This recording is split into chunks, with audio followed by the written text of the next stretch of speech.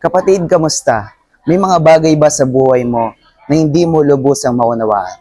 Eto, tara. Gusto kong ikwento sa'yo ang naranasan ng mga alagad ni Jesus nung huhugasan niya ang paa ng mga alagad ni Jesus. Eto, nakasulat siya sa John chapter 13, verse 6 to 7.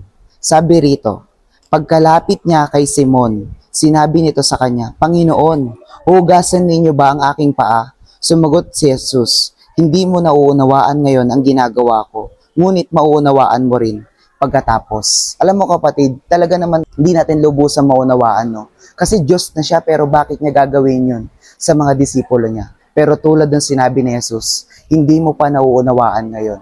Kaya I encourage you mga kapatid, na huwag kang tumigil sa mga pinagagawa sa iyo ng Lord. Dahil hindi mo talaga mauunawaan kung i-stop ka. Kaya patuloy ka lang magtiwala sa ating Panginoon, patuloy ka lang sumunod.